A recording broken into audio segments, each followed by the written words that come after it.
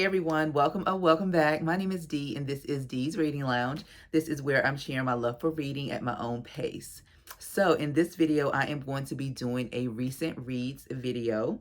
But first, I want to address the elephant in the room, which is the bookshelf that I said in my first intro video that I did not want to get. Or I did not have any interest in getting a bookshelf. But I decided to go ahead and get one because I do have several books and this cart is not going to be able to hold all of my books. So I decided it's okay, I'll just get like a small bookshelf, and I ordered this one from Amazon. I'm really not happy with it. It's not really good quality, but it'll do just to house my books. I have a lot of like my genre books like on the first two shelves, and then third shelf are like workbooks or books that I've already read. So, and then I've got my TBR cart. So I just wanted to address what was in my background. So I'm going to be doing a recent reads video. Now, going forward, I think I am going to be doing a recent reads versus a monthly wrap up. However, I may experiment with those type of videos, wrap up videos, just to see how it goes. But I really like the idea of just coming on and sharing with you all the recent books that I have read. Now, I won't be focusing on how many books that I've read. You probably won't hear me say or emphasize. I might say it, but I'm not going to emphasize like the number of books, because I've noticed a lot of people put a lot of unnecessary pressure on themselves because the way I look at things, reading is a hobby. It's supposed to be pleasant. And I'm a slow reader. I read for relaxation and enjoyment. I'm not in a race. So I read at my own pace. And it doesn't really even matter if I read one or two books. I'm still going to come on here and talk about the book. And so that's how I'm going to structure my videos going forward. So the first book that I want to talk about is a book I actually read. This is a recent read, but not as recent as the books that I'm going to share in a few minutes. But I forgot to put this one in my first recent reads video. This is the book by Geneva Rose, and this was my second book, or first book that I read by her. I'm surprised. I thought this was my second book because I actually read The Perfect Marriage, I believe. And I read that secondary after reading this book, which I'm shocked because I did not like this book, y'all. I rated this a 2 stars. So let me tell you briefly what this book is about. This book is about 3 siblings. Beth, which is the oldest, Nicole, which is the middle child, and I believe Michael is the youngest. So Beth is the one who stayed in the town. She hasn't really done anything with her life, really. And she lives locally with her mother as well as Nicole, the second child, but she's struggling with drug addiction. Then there's Michael, the son. He's the one, you know how there's always that one family member who moves away far from their little town they grew up and then forget where they came from. That's Michael. He's moved away from town and hasn't really made contact with his mother or his siblings. Well, they have to reunite in the small town they grew up because their mother has been on hospice and she finally passed away, and they have to sort through her estate. So one day in the attic, they're rumbling through her things, or the basement. They start playing old videos of when they were young and things like that. And they come across a video where they see something really crazy. Their father covered in blood, and then there's a dead body. So then the story just goes on from there. They're figuring out what happened, who's in this video, like who died. The father, nobody has seen him for several years. So that's another mystery in itself. And so it's really set up like as a mystery versus a thriller because there was no real thrill going on in this book. So I did rate this book a 2 just because I went into it. I love the cover and the title, Home is Where the Bodies Are. I was hoping to read a thriller and be like on the edge, turning the pages. I listened to this book, okay? Yes, I listened to this as an audio just because Geneva Rose was a new author to me. This was my first book by her, and I heard other people say that she's a hit or miss. So that's why I did not run out and buy the book. I'm not one of those people to buy a book because of the cover. Not really. Like, I think the substance of the book and the premise of the book, that's what I go on versus the cover. I don't care how pretty it is. If it does not sound interesting, and I don't just randomly buy it because of the cover. And so I was not going to risk buying her book when a lot of people have said she's hit or miss for them. And so she is hit or miss. I found that to be true, because The Perfect Marriage, I rated that a 3.5. I did like it. It had me turning the pages and things like that. I talked more about that book in my first recent reason. You can check that out if you're interested. But this book just did not do it for me. It didn't have any thrill in it. I felt like it focused more on the dynamics of the bickering siblings. Beth, the older sister, was bitter towards Michael because, you know, he was brand new. He hadn't communicated with the family. He could care less what was going on. So she was really resentful of him. And then Nicole in the middle, you know, nobody really got along with her. They looked down on her because she was on drugs and things like that. So it was a lot of banter back and forth between the siblings. And to me, it was just too much of that and not really like a mystery thrill. There was no thrill going on. And honestly, I guess the ending and I guess the plot of the book, it just did not hit for me, y'all. It did not. I did continue listening to the book because I did listen to it on audio, but I gave this a 2. This was, to me, it was not a good book at all. And so yeah, she is definitely a hit or miss author for me. Even though I've only read 2 books, I'm not really, you know, running out to buy her latest release. All right, so the next book that I read is this one right here. All the other books are physical books. This is Men We Read by Jessamine Ward. This is my first time reading Jessamine Ward. She has been on my to read list for several years, but I didn't invest in any of her books. So when I started back reading, I went and purchased a few of her books. I think I have this one, and then I've got Salvage the Bones, and that was it. Okay, I'm not trying to go crazy buying books. And so I wanted to start with her memoir because Shelby in the book club, she talks about her books a lot, and she suggested starting with a memoir. So I love memoirs, and a memoir of an author. You know, I don't think I've ever read a memoir of an author before, so that was something unique. This is such a really good book. It was very relatable. She's around my age, Jessamine Ward, and she talks about the struggles and the challenges that happened to her and her family growing up in Louisiana, a small, impoverished town. The way she sets up this book, every chapter, alternating chapter, she talks more like about the details of her life, and then it switches to the lives of 5 men that she's lost along the way. And the stories of how they died are really sad. And you really see how poverty and being a minority and being in an area where their jobs are not plentiful can really take a toll on the Black population, but in general, any population who's in an area like that.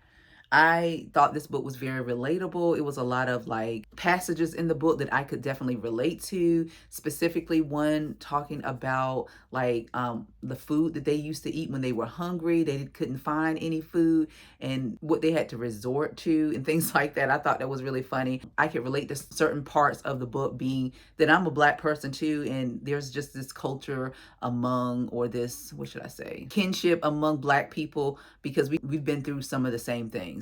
And so this was a really good read. It was sad and kind of dark because of like how the men that she lost died. Some died from their own doing, but but in the backdrop of being in a impoverished area, lack of education, lack of opportunity, and things like that. So it read like more like a narrative, a novel versus a memoir, I would say, which was something very, very different and unique for like me to read memoir. I've never read anything like this. And so I would definitely check this book out if you're wanting to learn more about this author. It really just sets up the stage of how her books will present just by reading her memoir, her personal story. So she was really raw, I would say, in this book.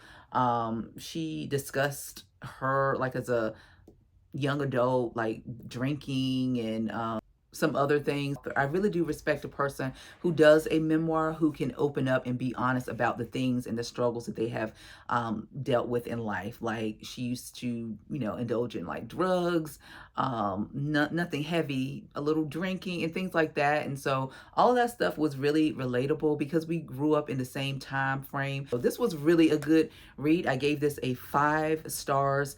It was a good, really good memoir. So Men We Read by Jessamine Ward. And so I'm doing this out of order, y'all. But before I read that book, I read Viola Davis's book, Finding Me. And I have recommended this book to everybody I talk to when they're asking me what I'm reading or what book that I recommend. Let's be honest, nobody's asking me what book I'm reading, okay, in my real life. But I just volunteer to tell them, oh yeah, I'm reading Viola Davis's book. That when they ask me what I'm doing, oh, I'm reading this book, girl, you need to get it. I actually ordered this book for a friend. I don't know if she's started reading the book yet because she's really not a reader like that. But Viola, oh my goodness, like she answered so many things or questions I had about her. Like I would always wonder why she did some of her roles were always the hard roles. Like she always plays those hard roles in like movies that she does, always the strong black woman type roles.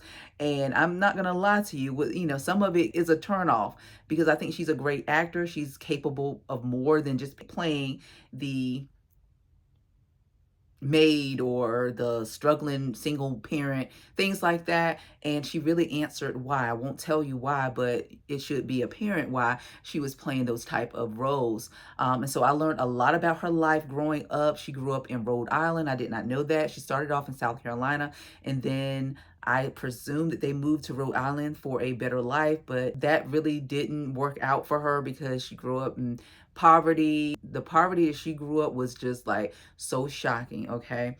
And I really admired what she went through, and it just reinforces that sometimes you have to push people that you see potential in, to go ahead and achieve their dreams, because there's always that one person who gives you motivation to pursue what you think is impossible. And she had that person in her life, and I feel like if it wasn't for that person when she was like a teenager, a young adult, I don't remember how old she was, that encouraged her to apply for I think it was a summer program or something like that, where she had to do a skit. I don't remember all the details now.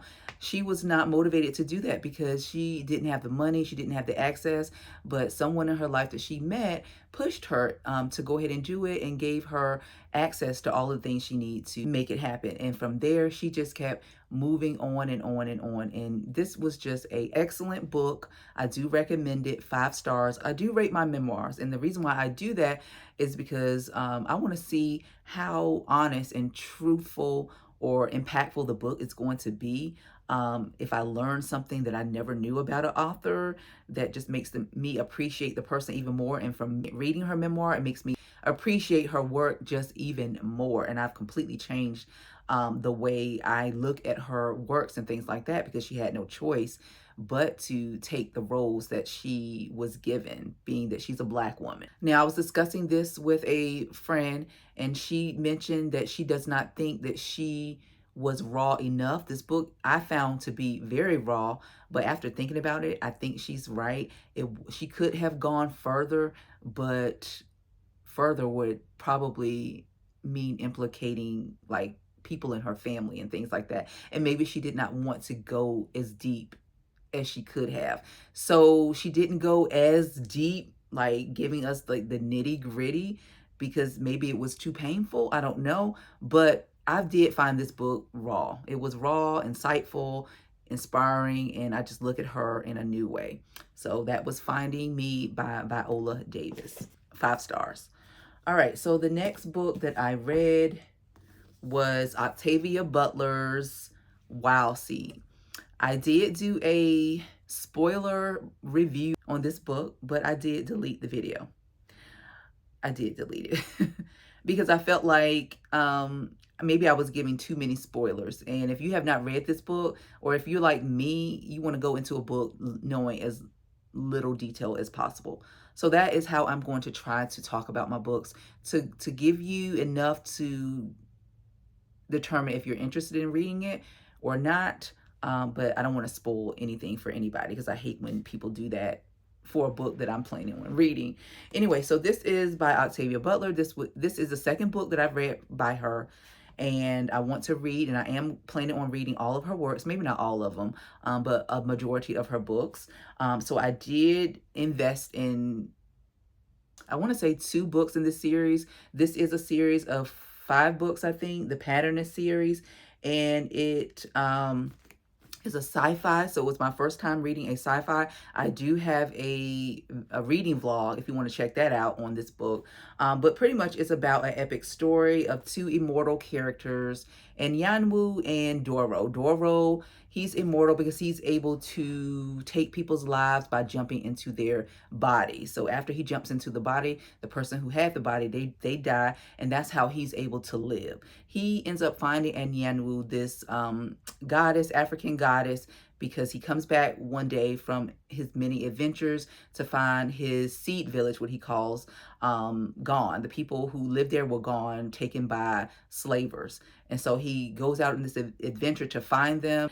He ends up coming across this lady right here. Now, he sensed her and she senses him because they have that special,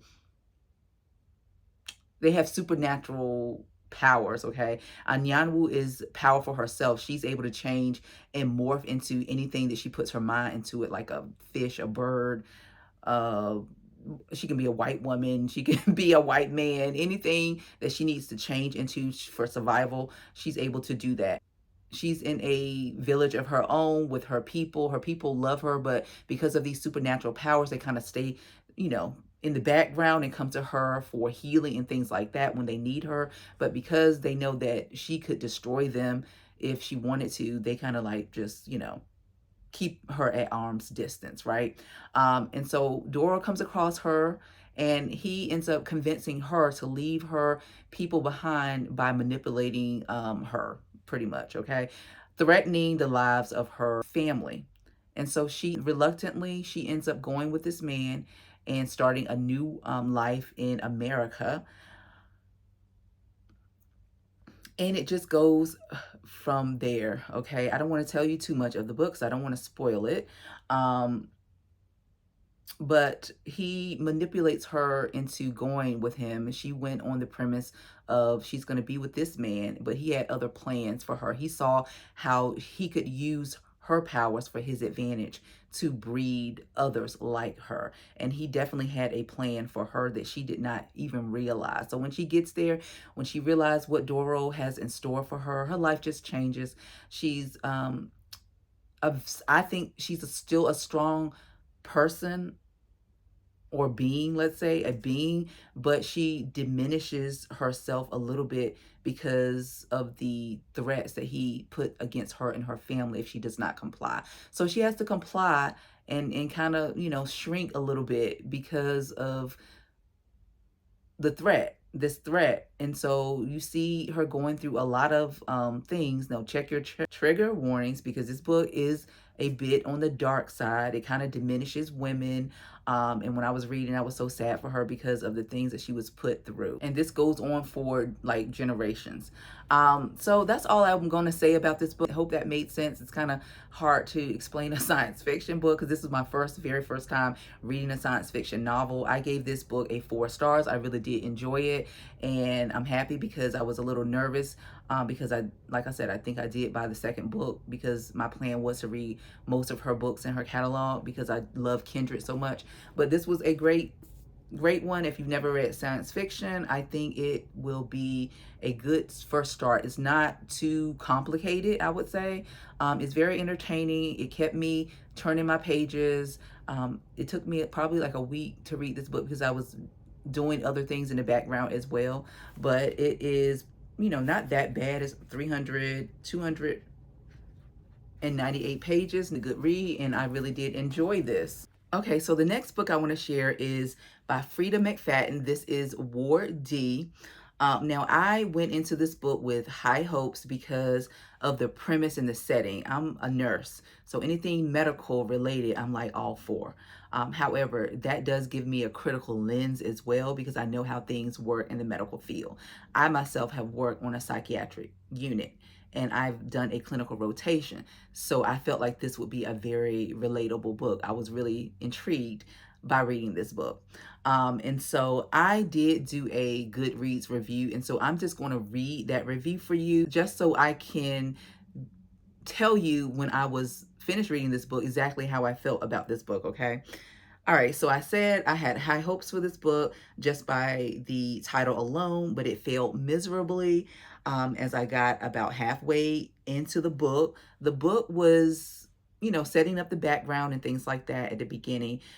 This book follows Amy, who is I want to say a first, second, I don't remember year medical student who had to do a clinical rotation on a locked site floor. And of course, you know, I've done that. So I know how scary or, you know, fearful that can be, right? And so she went into it very fearful, but there were other reasons why she was dreading it. But of course, you don't get all of that until halfway into the book. And so I said I kept turning despite all of the crazy actions that she was doing. Now, Frida being a medical professional, I think she's a surgeon or something like that, she didn't write Amy's character very well. Amy, it just was not believable to be a medical student just by some of the actions that she was doing and the questions she was asking. You would think a medical student would already know how things worked. You know, she just was, the character was not believable. So I kept turning in spite.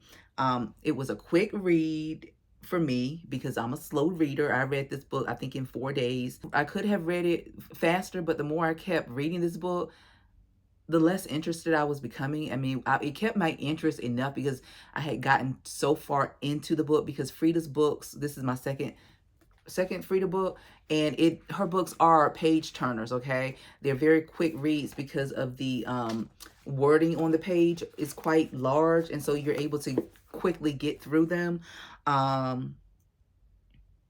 I said Amy was a medical student. She was dumb.